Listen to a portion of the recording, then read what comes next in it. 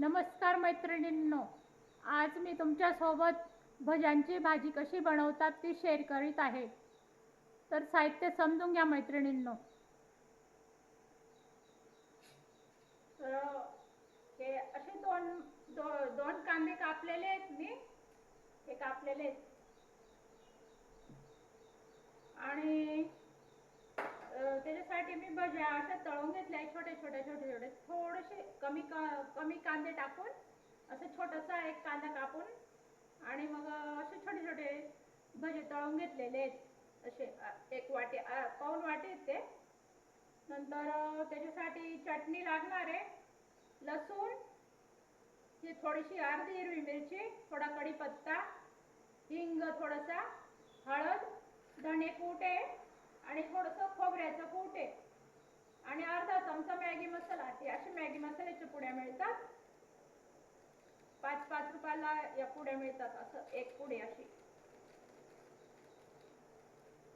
एक पुडी 5 रुपयाला असते ही. आणि मग याच्यातून अर्धा चमचा मसाला घेतलेला आहे तो मॅगी मसाला. तर आपण सुरुवात करूया मैत्रिणींनो भाजी करायला. कढईत तेल टाकलेलं आहे, गॅस पेटवूया. आता हे कांदे तळून घ्यायचे आपल्याला.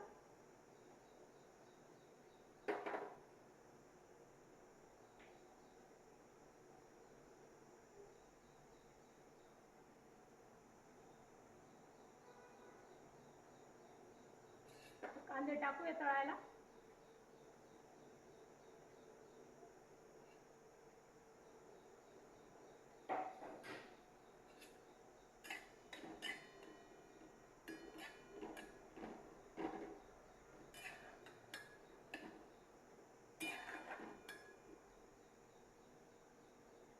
भाजीला थोडं वाटण करण्यासाठी कांदे तळते मी.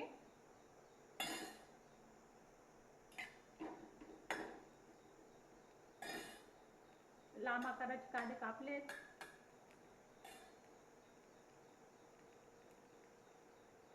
थोडं मीठ टाकूया त्याच्यात.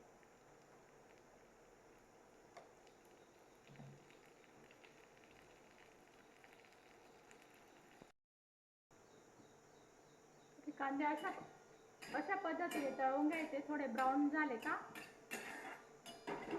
तोपर्यंत तळायचे त्यांना.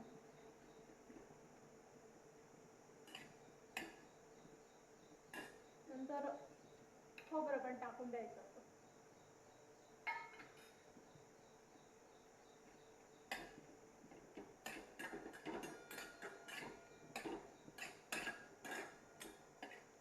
तेल बाजूला करून कांद्याचं काढून घ्यायचं.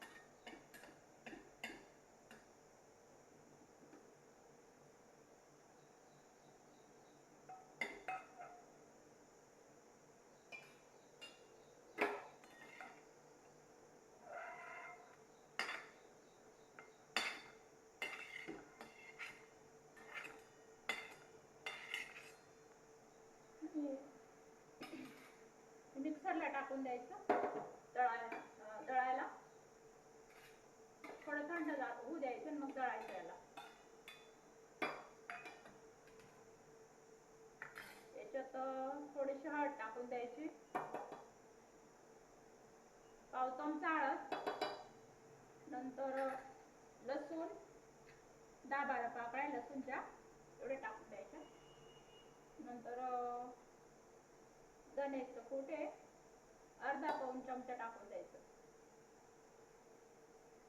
1 चमचा पण टाकलं तर चालतं. नंतर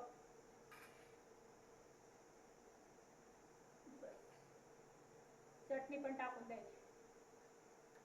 इथे अर्धा चमचा टाकायची आणि तळताना अर्धा चमचा टाकायची.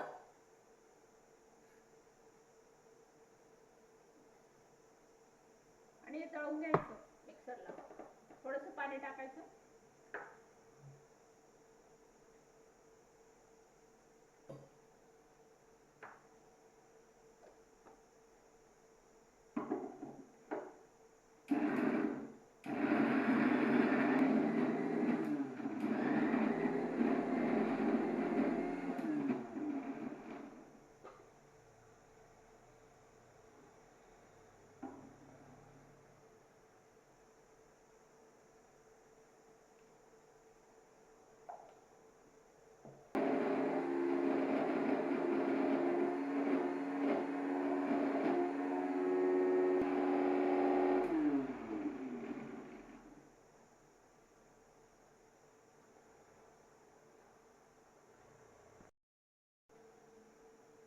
तर ही पेस्ट दळली गेली आहे. याच्यात छोटा टमाटा असतो ना, तो पण टाकून द्यायचा, आणखी जास्त टेस्ट येते भाजीला. माझ्याकडे टमाटा नाही म्हणून मी टाकला नाहीये. थोडं तेल टाकायचं आणखी त्याच कढईमध्ये.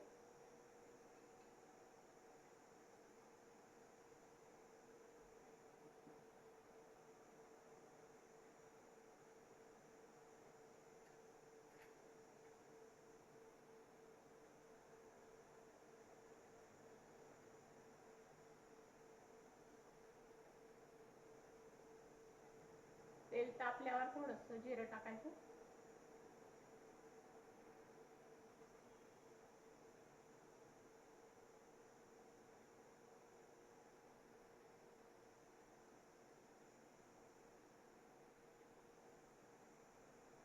नंतर हिंग टाकून द्यायचा. मिरच्या पण टाकून द्यायच्या. कढीपत्ता पण टाकून द्यायचा.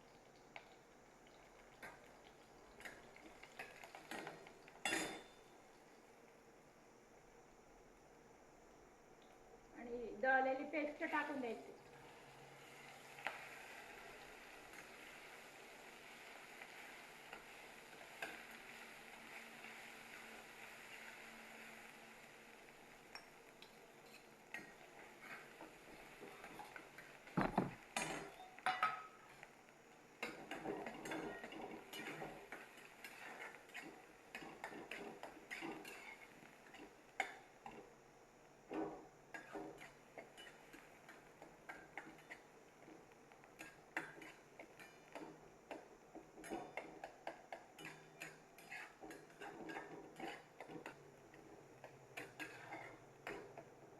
ही भाजी आपण एका व्यक्तीसाठी करतोय.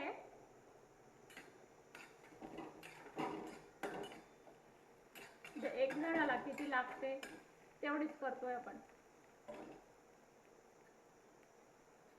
थोडी चटणी टाकायची राहिली होती, ती पण टाकून देते.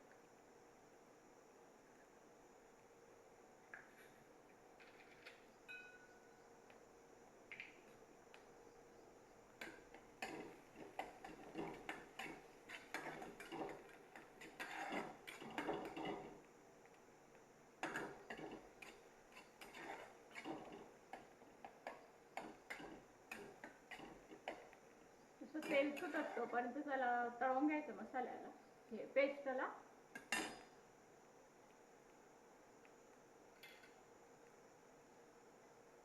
नंतर मसाला बाजूला करून द्यायचा. याच्यात थोडं तेल घालायचं कढईमध्ये आणि बेसनचं पीठ तळून घ्यायचं. त्याच्याने भाजीला जुडाव चांगला येतो, मस्त घट्ट दिसते भाजी. मग असं एका बाजूला पाणी वगैरे असं दिसत नाही. असं तळून घ्यायचं, मिक्स करून घ्यायचं.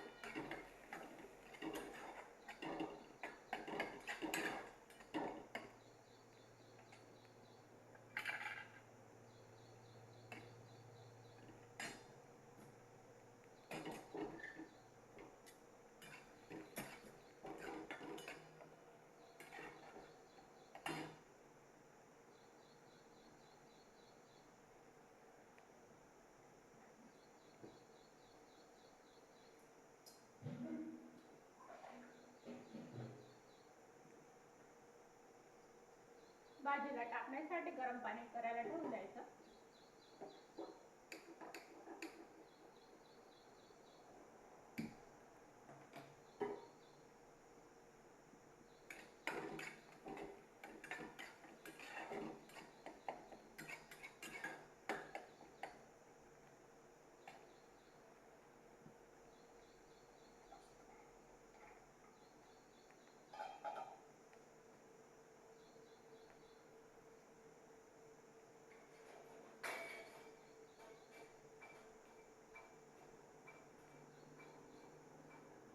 थोडंसं पाणी टाकायचं किंचित. जरा मॅगी मसाला सोडून द्यायचा इथं.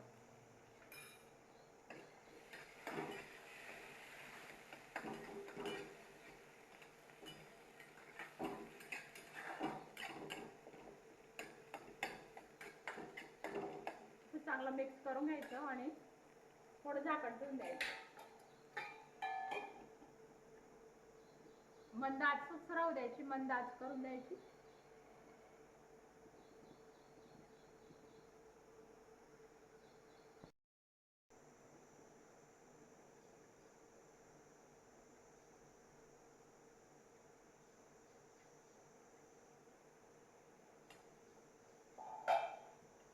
तर मैत्रिणींनो, असं बघा, हे तेल सुटून गेले कडेला, छान मसाला तळला गेलाय आपला. आता पाणी टाकूया आपण याच्यात. तापलेलं पाणी आहे.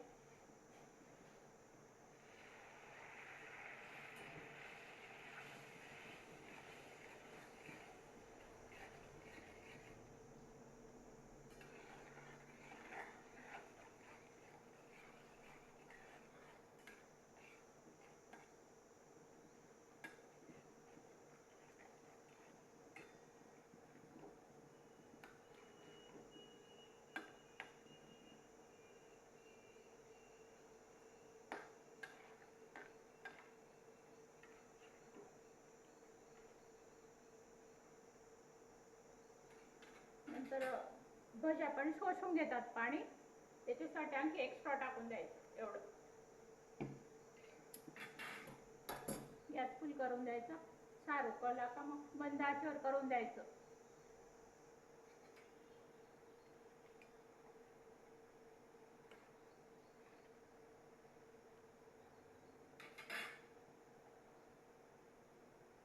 थोडं मीठ टाकायचं बाकी आहे.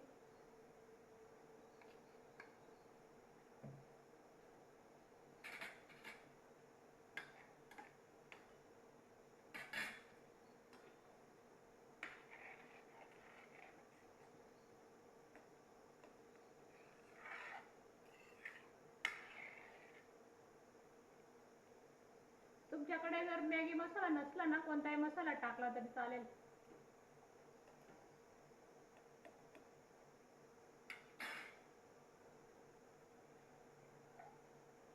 आता झाकण ठेवून द्यायचं, मंद आच करून द्यायची.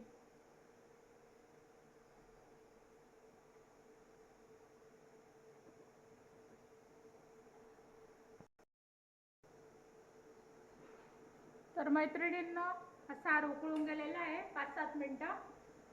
तरी पण येऊन गेली वरती अशी, आणि घट्टपणा पण चांगला आलेला आहे तिला. आणखी भज्या टाकल्याने थोड्या घट्ट होईल सार. काही भज्यांचा मी चुरा केलेला आहे, आणखी टेस्ट छान येण्यासाठी टाकून द्यायचं. मसाल्याचं प्रमाण तुम्हाला पाहिजे तितकं थोडंसं कमी जास्त करू शकता तुम्ही. थोडं वाढवला तर चालेल. तुम्हाला वाटलं कमी पाहिजे तर कमी पण टाकता येईल. त्यानंतर मग या भज्या टाकून द्यायच्या याच्यात.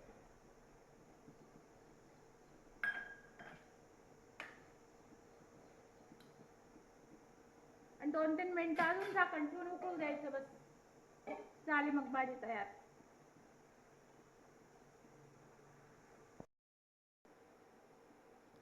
तर मैत्रिणींनो, बनून गेली आपली भाजी, भज्यांची रस्सेदार भाजी.